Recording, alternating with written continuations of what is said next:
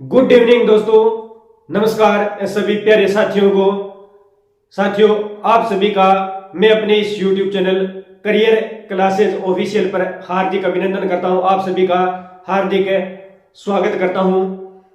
दोस्तों, कल हमने मौर्य साम्राज्य के यानी मौर्य काल के बारे में जो भी उनकी प्रशासनिक व्यवस्थाएं थी, जितनी भी प्रकार की व्यवस्थाएं थी, उन व्यवस्थाओं के बारे में हमने अध्ययन किया था।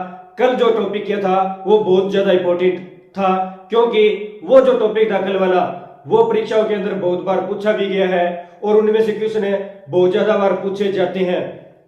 तो दोस्तों, आज जो अपने टॉपिक की शुरुआत करते हैं, यानी एक वंश और आया था ब्राह्मण वंश में, और ब्राह्मण वंश का उल्लेख है आपने आज तक कभी भी नहीं पढ़ा होगा। ब्राह्मण जो वंश है उसके बारे में आपको नहीं पता होगा कि ब्राह्मण वंश कहां से आया था, शासक कौन से थे, क्योंकि ब्राह्मण वंश के बारे में जो जानकारी है ये अपने लुसेंट के अंदर नहीं दी गई है। तो मैं आज आपको बताने वाला हूं ब्राह्मण वंश कि ब्राह्मण वंश कहां से आया था। तो दोस्तों, शुरुआत करने से पहले अगर आप इस चैनल पर आप नए हो तो करियर क्लासेस ऑफिशियल चैनल को सब्सक्राइब कर लेना और बेल आइकन को प्रेस कर लेना, ताकि नोटिफिकेशन आपको समय समय पर मिलता रहे। और दोस्तों, आज के टॉपिक की शुरुआत करते हैं आज के मोटिवेशन कोड के साथ। आज का मोटिवेशन कोड देखते हैं। मुश्किल इस दुनिया में कुछ भी नहीं, मुश्किल इस दुनिया में कुछ भी नहीं, फिर भी लोग अपने इरादे तोड़ देते हैं। मुश्किल इस दुनिया में कुछ भी नहीं, फिर भी लोग अपने इरादे तोड़ देते हैं। अगर सच्चे दिल से चाहत कुछ पाने की तो सितारे भी अपनी जगह छोड़ देते हैं। तो दोस्तों, कि अगर मुश्किल अगर दौर आता है, हमें जो चीजें हार्ड लगती है, तो उस समय हम अपने इरादे जो पहले मजबूत करते हैं कि हम ये ऐसे कर सकते हैं।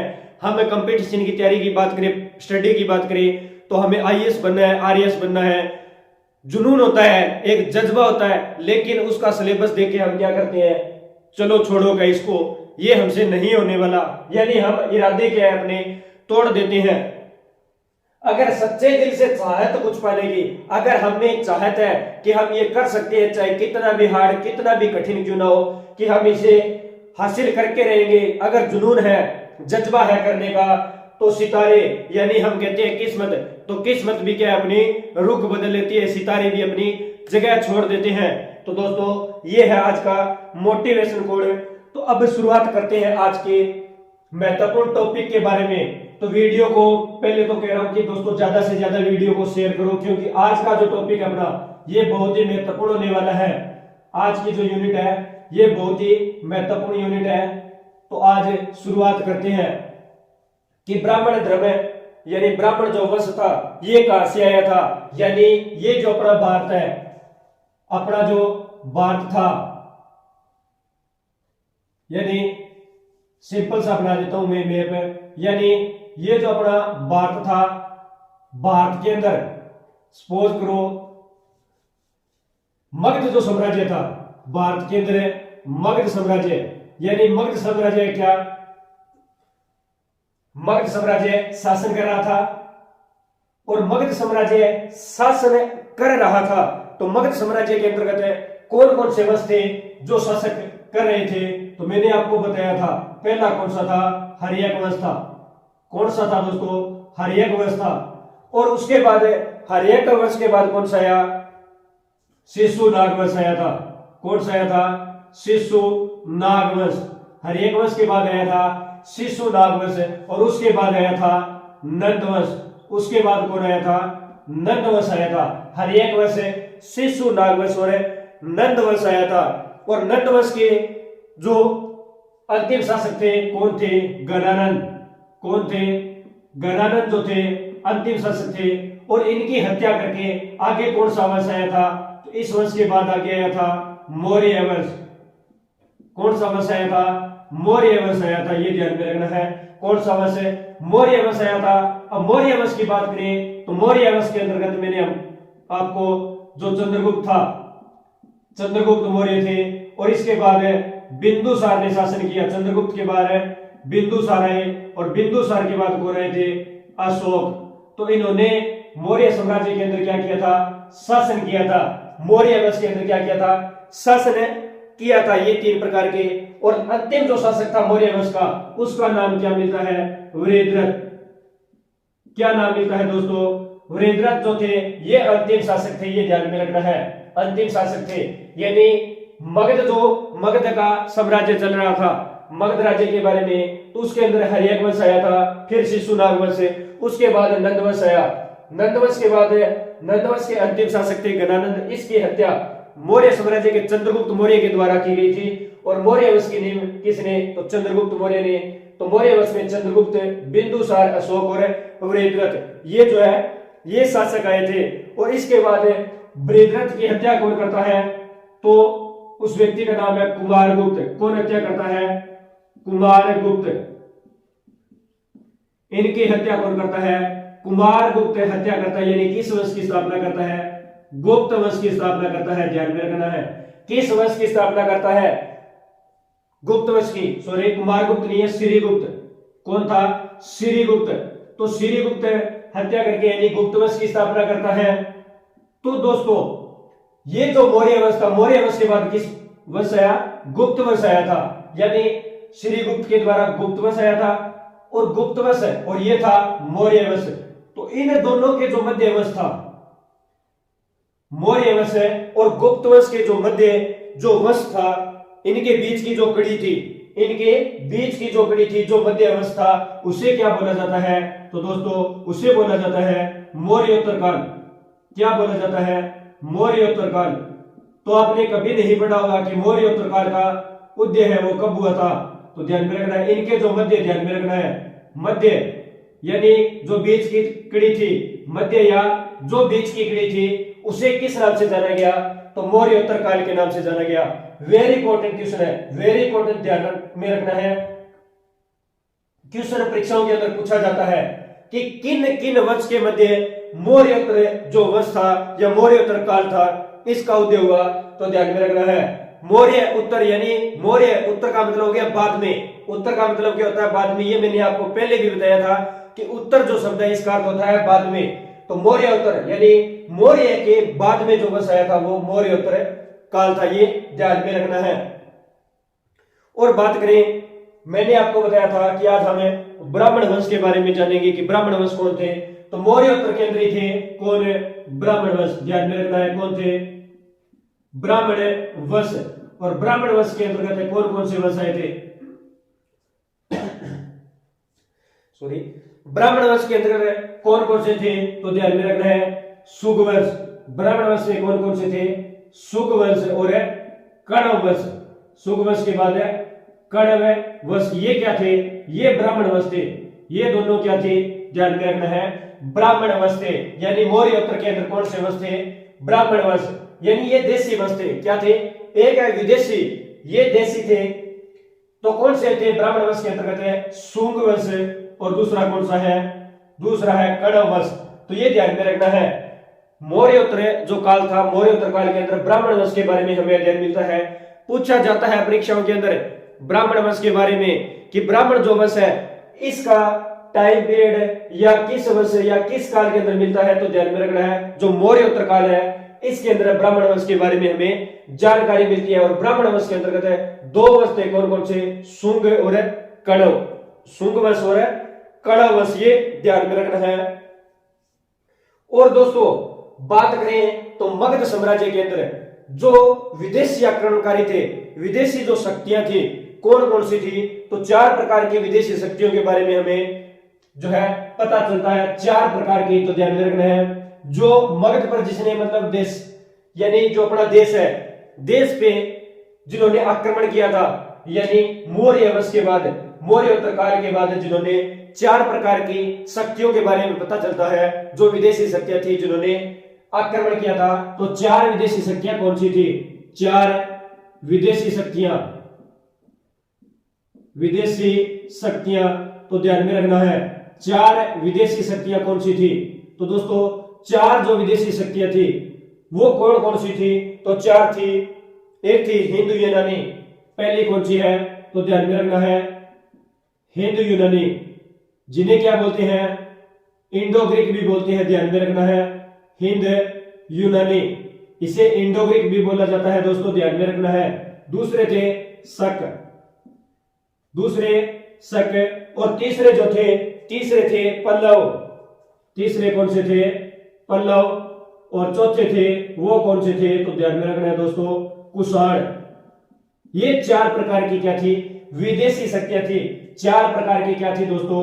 विदेशी शक्तियां थी। और चारों ने जो है मौर्योत्तर काल के अंदर, मौर्योत्तर काल के बाद क्या किया था? आक्रमण। चारों विदेशी शक्तियां आई थी मौर्योत्तर काल के बाद, जिन्होंने क्या किया था? आक्रमण किया था। यह आपको ध्यान में रखना है। मौर्योत्तर काल की 4 विदेशी शक्तियां, तो ध्यान में रखना है कि 4 प्रकार की विदेशी शक्तियां कौन कौन सी थी? तो युद्ध यूनानी, जिन्हें इंडो ग्रीक कहते हैं, शक, पल्लव और कुषाण, 4 प्रकार की विदेशी शक्तियां थी जिन्होंने मौर्योत्तर काल के अंदर जो है आक्रमण किया था। मौर्योत्तर काल के जो 4 विदेशी शक्तियां हैं मौर्योत्तर काल की, तो ये 4 प्रकार की मैंने आपको विदेशी शक्तियां बताई है। तो इन विदेशी शक्तियों के बारे में आपको ध्यान में रखना है। और बात करें तो अब कौन सा वंश आएगा? तो मैंने आपको बताया था ब्राह्मण वंश के अंदर, हम ब्राह्मण वंश के बारे में अध्ययन कर रहे हैं। तो ब्राह्मण वंश के अंदर आएगा शुंग वंश। एक बार आप इसका स्क्रीनशॉट ले लो अगर आपको अच्छे से समझ में आया है तो दोस्तों कमेंट करके बताना है कि आज की जो अपनी वीडियो है या आज का अपना जो टॉपिक है ये आपको कैसा लगा है। तो स्क्रीनशॉट ले लो ताकि हम जो शुंग वंश है, शुंग वंश के बारे में अध्ययन करते हैं। तो ब्राह्मण वंश के अंतर्गत है कौन सा वंश आएगा? शुंग वंश।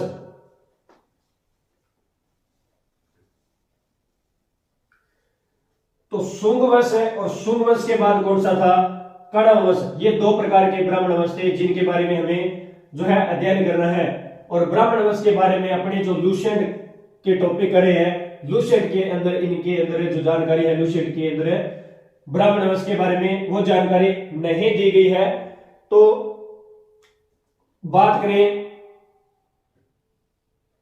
शुंग वंश की, शुंग वंश, तो दोस्तों शुंग वंश जो है, शुंग वंश है, शुंग वंश की बात करें तो जो वृद्धरथ थे, यानी वृद्धरथ, इनकी हत्या की थी। किसने की थी? वृद्धरथ की हत्या करके जो पुष्यमित्र शुंग थे, इसके संस्थापक कौन थे? ध्यान में रखना है दोस्तों, यहां पे लिख देता हूं संस्थापक। संस्थापक थे पुष्यमित्र शुंग, पुष्यमित्र शुंग। और दोस्तों जो पुष्यमित्र शुंग है, इन्होंने किसकी हत्या की थी? तो दोस्तों इन्होंने हत्या की थी, किसकी हत्या की थी? तो जो वृद्धरथ थे,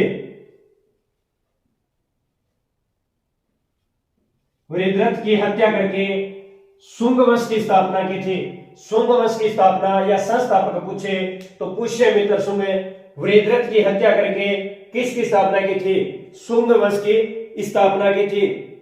ध्यान में रखना है, शुंग वंश की स्थापना की थी। और दोस्तों एक पुष्यमित्र शुंग के बारे में जानकारी मिलती है कि इसके दरबार में एक पुरोहित थे। एक पुष्यमित्र शुंग के बारे में जिनका नाम आपने बहुत सुना होगा, इनके दरबार में एक पुरोहित थे और उस पुरोहित का नाम क्या है? पतंजलि। पतंजलि पुरोहित थे जिनका नाम क्या है दोस्तों? पतंजलि। और बात करें पतंजलि, तो दोस्तों जो पतंजलि है, पतंजलि ने 2 अश्वमेध यज्ञ करवाए थे। 2 अश्वमेध यज्ञ करवाए थे, ये ध्यान में रखना है। किसने करवाए थे? पूछा जाता है कि शुंग वंश के समय ऐसे कौन से व्यक्ति थे जिन्होंने 2 अश्वमेध यज्ञ करवाए थे? तो पुष्यमित्र शुंग के पुरोहित थे। कौन है? पतंजलि, जिन्होंने 2 अश्वमेध यज्ञ करवाए थे, ये ध्यान में रखना है। और दोस्तों बात करें राजधानी पूछी जाती है भाई, राजधानी यानी शुंग वंश की, पुष्यमित्र शुंग की राजधानी के बारे में पूछा जाता है। तो दोस्तों ध्यान में रखना है राजधानी। तो राजधानी इसकी कौन सी थी? तो दोस्तों राजधानी थी विदिशा। राजधानी कौन सी थी? विदिशा ये राजधानी थी। और विदिशा कहां पर है? तो एमपी यानी मध्य प्रदेश के अंदर। राजधानी पुष्यमित्र शुंग की राजधानी कौन सी थी? विदिशा। कहां पर है? मध्य प्रदेश के अंदर ये राजधानी है। और बात करें पुष्यमित्र शुंग ने जो हिंद यूनानी शासक था, इंडो ग्रीक जो शासक था, हिंद यूनानी शासक था, कौन है? मिनाडर। कौन था? मिनाडर नाम का एक हिंदू यूनानी शासक था, ध्यान में रखना है, हिंद यूनानी। और ये हिंदू यूनानी शासक है मिनाडर को किसने हराया था? तो ध्यान में रखना है, पुष्यमित्र शुंग ने हराया था। किसने हराया था? पुष्यमित्र शुंग ने हिंदू यूनानी शासक था मिनाडर, और मिनाडर को हराया था, ये ध्यान में रखना है। और दोस्तों एक और जानकारी मिलती है सांची के स्तूप के बारे में, सांची के स्तूप के बारे में, तो ध्यान में रखना है, सांची के स्तूप के बारे में जानकारी मिलती है, सांची का स्तूप। और सांची का स्तूप है ये कहां पर है? सांची का स्तूप, सांची का स्तूप है ये कहां पर है? तो दोस्तों सांची का स्तूप है ये मध्य प्रदेश के अंदर, सांची का स्तूप है ये मध्य प्रदेश के अंदर, ध्यान में रखना है। नीचे लिख देता हूं, सांची का स्तूप कहां पर है? मध्य प्रदेश। और मध्य प्रदेश का एक जिला है जिसका नाम क्या है? मध्य प्रदेश का जिला है रायसेना। जो रायसेन है मध्य प्रदेश के रायसेन जिले के अंदर सांची का स्तूप है, ये ध्यान में रखना है। सांची के स्तूप के बारे में जो जानकारी है ये पुष्यमित्र शुंग के समय मिलती है। कहां पर है? मध्य प्रदेश, रायसेन जिला मध्य प्रदेश के अंदर है। इसका निर्माण पूछा जाता है, सांची के स्तूप का निर्माण पूछा जाता है। निर्माण किसने करवाया था? तो अशोक ने इसका क्या करवाया था? निर्माण करवाया था।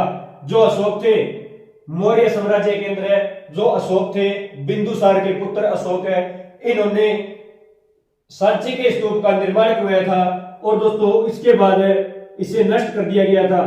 सांची के स्तूप को नष्ट किसने किया था? तो नष्ट किया था पुष्यमित्र ने। पुष्यमित्र शुंग के द्वारा इसे नष्ट किया गया था, ध्यान में रखना है। और निर्माण किसने करवाया था सांची के स्तूप का? तो दोस्तों सांची के स्तूप का निर्माण करवाया था सम्राट अशोक ने। और नष्ट किसने किया था? पुष्यमित्र शुंग ने इसे नष्ट किया था, ये आपको ध्यान में रखना है। और दोस्तों बात करें तो पुनर्निर्माण किसने करवाया था? पुनर्निर्माण पूछा जाता है सांची के स्तूप का पुनर्निर्माण, तो ध्यान में रखना है दोस्तों, पुनर्निर्माण किसने करवाया था? तो पुनर्निर्माण करवाने वाले व्यक्ति थे अग्निमित्र शुंग। किसने करवाया था? अग्निमित्र ने। अग्निमित्र के द्वारा पुनः इसका निर्माण करवाया गया था। किसका करवाया गया था? सांची के स्तूप का पुनर्निर्माण सांची के स्तूप का किसके द्वारा करवाया गया था? तो अग्निमित्र के द्वारा इसका पुनर्निर्माण करवाया गया था, ध्यान में रखना है। और दोस्तों एक बुक मिलती है जिसका नाम क्या है? एक बुक मिलती है यानी पुस्तक, एक पुस्तक की जानकारी मिलती है जिसका नाम है मालविकग्निमित्रम। बुक का नाम क्या है? बुक का नाम है मालविकग्निमित्रम। मालविकग्निमित्रम ये बुक का नाम है, मालविकग्निमित्रम।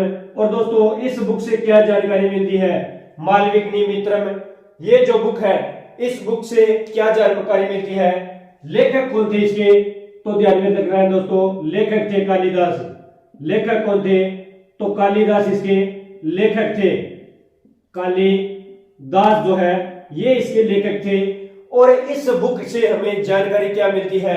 इस बुक से हमें जानकारी मिलती है कि मालविकाग्नि जो मित्रम बुक है, इस बुक से यानी मालव देश की जो राजकुमारी थी मालविक, मालव देश की राजकुमारी थी जो मालविक, और मालविक की लव स्टोरी थी किसके साथ है? अग्निमित्र के साथ है। और इनकी लव स्टोरी का जो उल्लेख है ये कौन सी बुक के अंदर मिलता है? तो मालविकाग्निमित्र के अंदर मिलता है। आईएएस के अंदर पीछे क्वेश्चन पूछा गया था इस बुक के बारे में कि ऐसी कौन सी बुक है जिसके अंदर अग्निमित्र और मालविक जो थी उनके जो लव स्टोरी है उसका प्रमाण मिलता है तो वो बुक है मालविकाग्निमित्रम। किसकी रचित है? कालिदास के द्वारा रचित है, ध्यान में रखना है। तो क्या जानकारी मिलती है?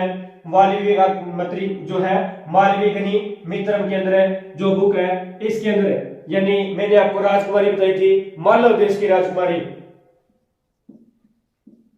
मालव देश की राजकुमारी थी कि राजकुमारी थी जिसका नाम क्या है? मालविक। क्या नाम था? मालविक। उसका नाम मिलता है मालविक। और दोस्तों मालविक यानी इन दोनों के मध्य, मालविक और इन दोनों के मध्य जो क्या थी, जो लव स्टोरी थी, इसकी जानकारी कहां से मिलती है? तो जानकारी ध्यान में रखना है, जो जानकारी है ये कहां पर मिलती है? तो ये मालविकाग्निमित्रम में जो पुस्तक है कालिदास के द्वारा रचित है, इस पुस्तक के अंदर इसकी जानकारी मिलती है। आई होप कि जो मैंने ये बताया है आपको शुंग वंश के बारे में, ये आपको अच्छे से समझ में आया है। तो एक बार आप इसका स्क्रीनशॉट ले लो ताकि आगे हमें इसकी शुरुआत करते हैं, आगे जो बचा हुआ है उसका हम अध्ययन करते हैं। और दोस्तों इसके जो ये प्रथम शासक थे और अंतिम शासक के बारे में पूछा जाता है, अंतिम शासक के बारे में पूछा जाता है, तो अंतिम शासक कौन था? अंतिम शासक, शुंग वंश के अंतिम शासक के बारे में पूछा जाता है। तो जो शुंग वंश था इसके अंतिम शासक कौन थे? तो ध्यान में रखना है देवभूति। अंतिम शासक कौन थे? तो देवभूति जो है ये अंतिम शासक थे। देवभूति अंतिम शासक थे। और देवभूति तो इतना ही पूछा जाता है कि शुंग वंश के अंतिम शासक कौन थे। देवभूति के बारे में ज्यादा उल्लेख नहीं मिलता है। तो देवभूति के बारे में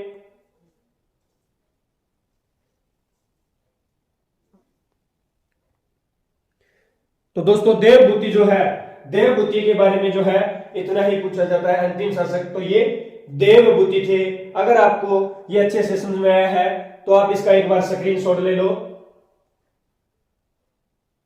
आगे बात करते हैं कण्व वंश के बारे में। तो शुंग वंश के बारे में आपको इतना ही अध्ययन करना है क्योंकि इनमें से जो क्वेश्चन है ये परीक्षाओं के अंदर पूछे जाते हैं और आपके आने वाले जो आगामी एग्जाम है जैसे एसएससी जीडी है उसके अंदर ये पूछे जाएंगे, ध्यान में रखना है।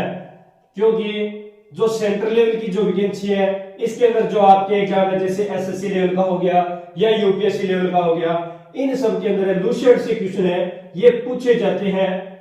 तो ये जो जानकारी मैं आपको दे रहा हूं ये आपके आने वाली जो भी प्रतियोगी परीक्षाएं हैं उन प्रतियोगी परीक्षाओं को ध्यान में रखते हुए ये जो क्वेश्चन है ये आपके लिए बहुत ही महत्वपूर्ण साबित होने वाले हैं। तो दोस्तों आगे बात करते हैं कण्व वंश की। आगे वंश कौन सा आया था? तो दोस्तों आगे वंश आया था कण्व वंश। और बात करें कण्व वंश की तो कण्व वंश के संस्थापक कौन थे? तो वासुदेव। कण्व वंश के संस्थापक कौन थे? स्थापना किसने की थी? तो स्थापना की थी वासुदेव ने। वासुदेव ने स्थापना की थी। और दोस्तों वासुदेव ने किसकी हत्या की थी? तो ध्यान में रखना है, हत्या किसकी हत्या की थी? तो मैंने आपको बताया था जो शुंग वंश का अंतिम शासक था देवभूति। अंतिम शासक कौन था? देवभूति। और देवभूति की हत्या करके वासुदेव ने किस वंश की स्थापना की थी? कण्व वंश की स्थापना की थी। किस वंश की स्थापना की थी? कण्व वंश की स्थापना की थी। ये आपको इतनी जानकारी इसके बारे में ध्यान में रखना है। और कण्व वंश के अंतिम शासक के बारे में पूछा जाता है, कण्व वंश के अंतिम शासक के बारे में।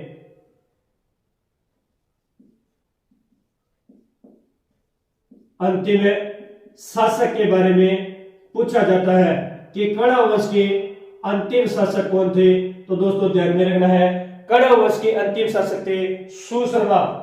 कण्व वंश के अंतिम शासक कौन थे? तो दोस्तों सुशर्मा जो है, सुशर्मा ये कण्व वंश के अंतिम शासक थे।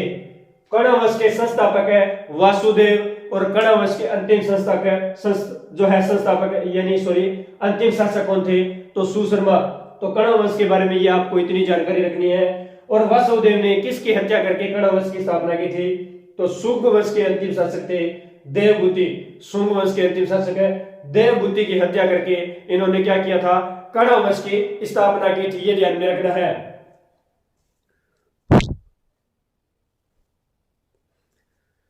और दोस्तों अब आगे बात करते हैं कि इसके बाद कौन सा वंश आया था। इसके बाद कौन सा वंश आया था? तो दोस्तों कण्व वंश के बाद जो वंश आया था वो वंश कौन सा था? तो सातवाहन वंश। कण्व वंश के बाद कौन सा वंश आया था? सातवाहन वंश। तो हेडिंग लगाओ सातवाहन वंश।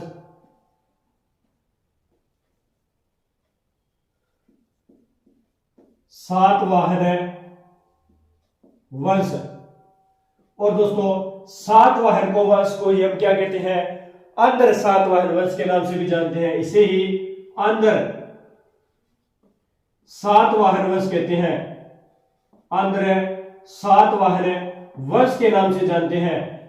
यानी सातवाहन वंश को ही किस नाम से जानते हैं? अंधर सातवाहन वंश के नाम से जानते हैं। और दोस्तों बात करें सातवाहन वंश की, सातवाहन वंश की, तो सातवाहन वंश की स्थापना यानी जो सातवाहन वंश है, सातवाहन वंश की स्थापना किसके द्वारा की गई थी? और तो दोस्तों सातवाहन जो वंश है इसकी स्थापना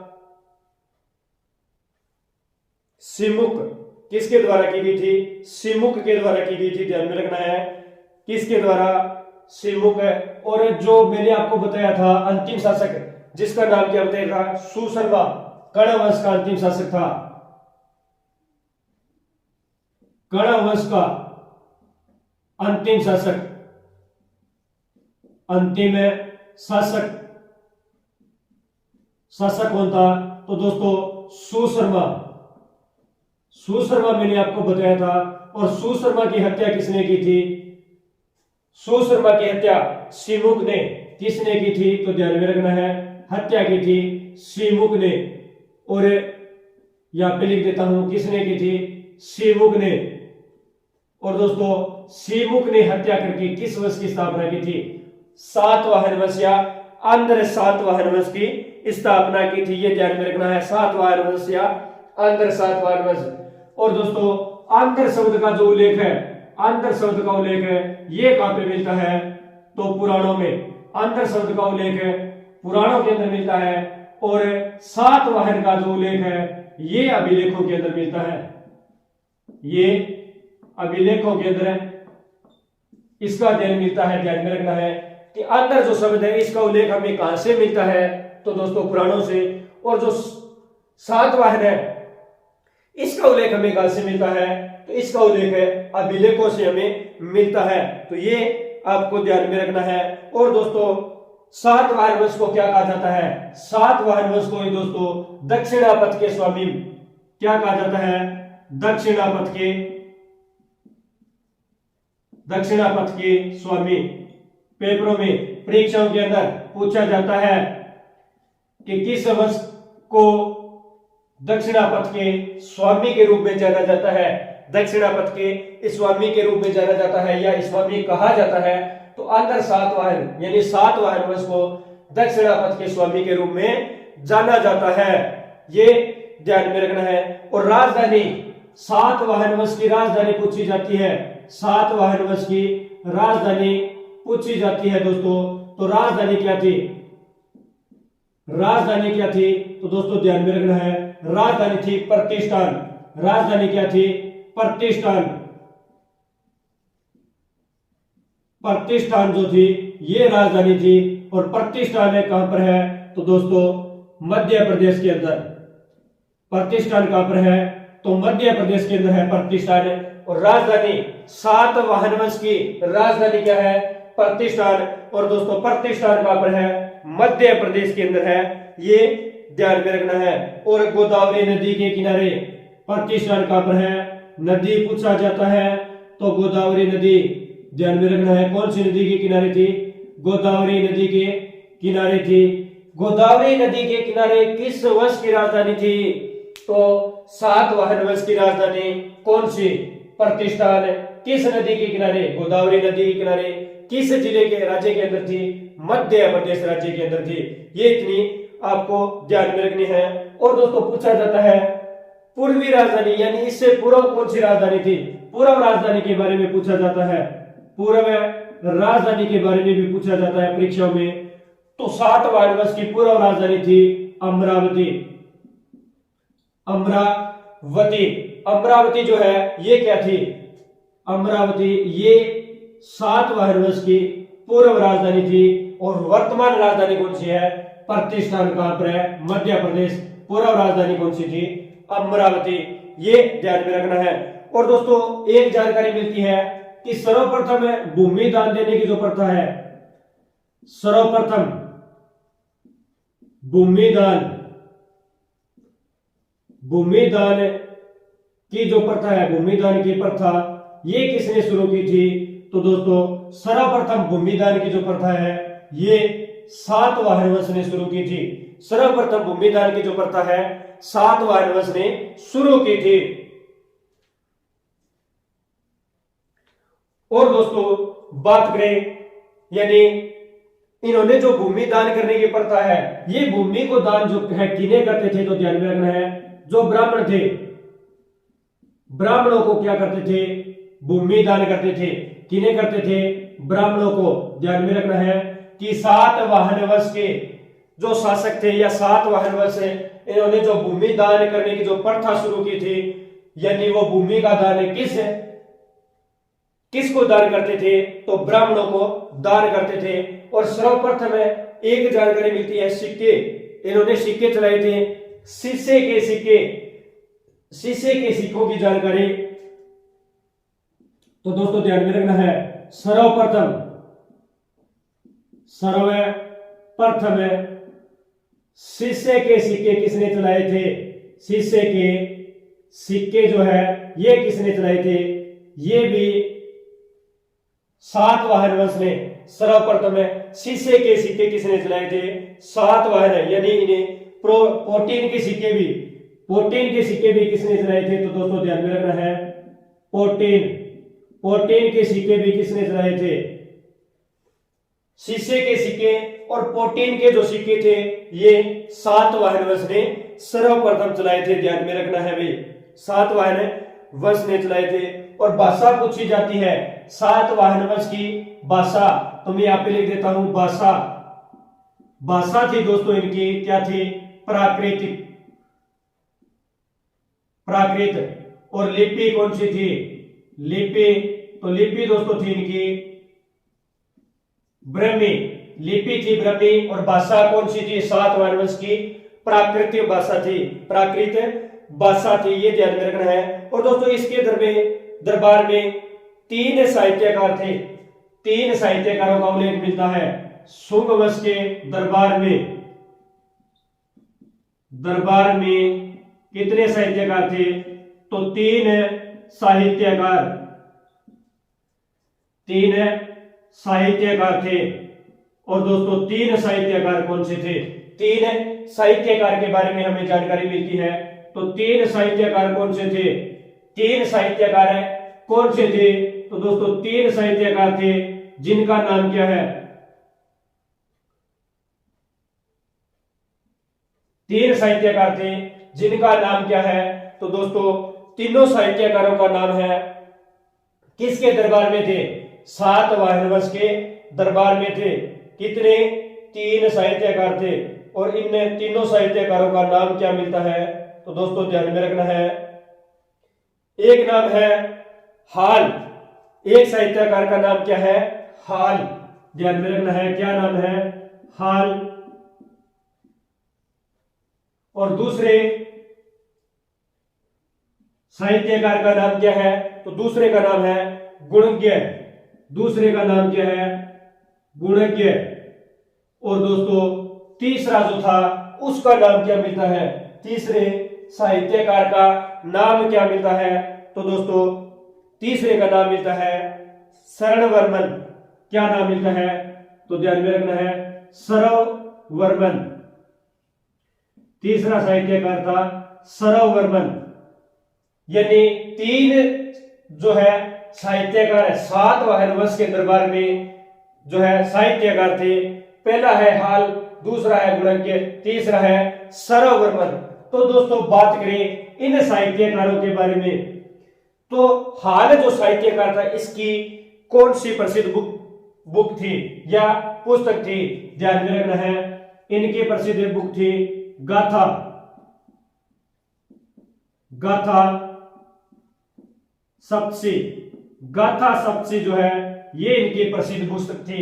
गाथा सप्तशी ये किसकी थी? हम पूछते हैं यानी क्या हाल है, अपनी गाथा सुनाओ, अपनी गाथा सुनाओ, क्या हाल है? तो ध्यान में रखना है हाल की कौन सी थी? गाथा। गाथा सप्तशी ये ध्यान में रखना है। और जो गुणज्ञ है इसकी कौन सी थी? तो गुण। गुण किसमें होते हैं? यानी जो रहित यानी जो बड़े होते हैं,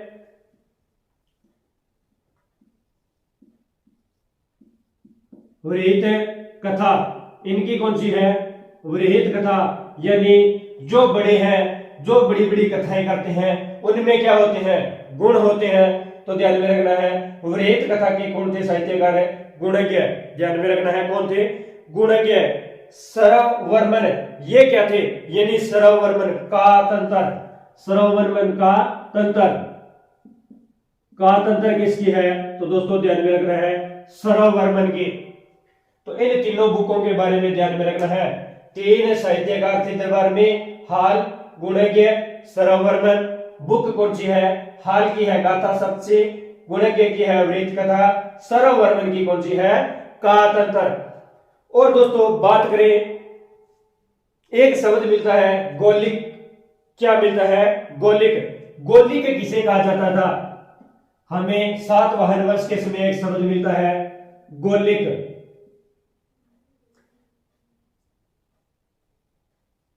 गोलिक या गोलमिक भी बोला जाता है, गोलमिक शब्द मिलता है। तो ध्यान में रखना है गोलमिक किसे कहा जाता था? तो दोस्तों सैनिक टुकड़ी का जो प्रधान होता था सातवाहन वंश के समय, जो सैनिक थे यानी सैनिक टुकड़ी का प्रधान, सैनिक टुकड़ी का प्रधान, और सैनिक टुकड़ी के प्रधान को क्या बोला जाता था? गोलमिक बोला जाता था। ये ध्यान में रखना है। तो ये इतनी जानकारी जो है सातवाहन वंश के बारे में मिलती है। लेकिन एक क्वेश्चन में और बता देता हूं आपको सातवाहन वंश के यानी सातवाहन वंश के बारे में। यानी ये था उत्तर भारत, यानी उत्तर भारत, कौन सा? उत्तर भारत। और इधर था दक्षिणी भारत, उत्तर भारत और दक्षिण भारत। और दोस्तों उत्तर भारत और दक्षिण भारत के मध्य सातवाहन वंश जो है, दक्षिण भारत के मध्य सातवाहन वंश जो है ये सेतु के रूप में कार्य करते थे। किसके रूप में कार्य करते थे? तो दोस्तों ध्यान में रखना है कि पूछा जाता है सेतु के वंश में, सेतु के रूप में कार्य करते थे।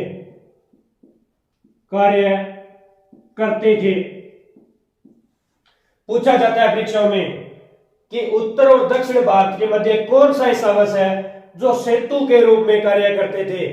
सेतु यानी सेतु का नाम आपने सुना होगा। जैसे समुद्र के अंदर जब राम जी सीता को लाने गए थे तो राम सेतु का जो पुल बनाया था, सेतु यानी पुल, तो सेतु के रूप में कार्य कौन करते थे? दक्षिण भारत और उत्तरी भारत के मध्य।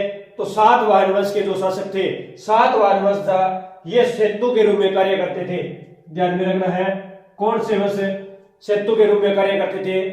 तो सातवाहन वंश जो है ये सेतु के रूप में कार्य करते थे। तो दोस्तों सातवाहन वंश के बारे में हमें इतनी जानकारी मिलती है। आई होप कि ये जो वीडियो है, ये जो टॉपिक आपको बहुत अच्छे से समझ में आया होगा, क्योंकि दोस्तों परीक्षाओं के अंदर इन्हें बहुत बार पूछा गया है, ये ध्यान में रखना है। अगर दोस्तों ये वीडियो, ये जो टॉपिक आपको अच्छा लगा तो वीडियो को लाइक करना है, वीडियो को कमेंट करके बताना है कि आपको ये वीडियो कैसा लगा, और ज्यादा से ज्यादा इस वीडियो को अपने दोस्तों के अंदर शेयर करना है। और दोस्तों अब मिलते हैं कल अपनी नेक्स्ट यूनिट, नेक्स्ट टॉपिक के साथ। और दोस्तों अगर आप इस चैनल पर नए हो तो करियर क्लासेज ऑफिशियल चैनल को सब्सक्राइब कर लेना और बेल आइकन को प्रेस कर लेना ताकि नोटिफिकेशन आपको समय समय पर मिलता रहे। मिलते हैं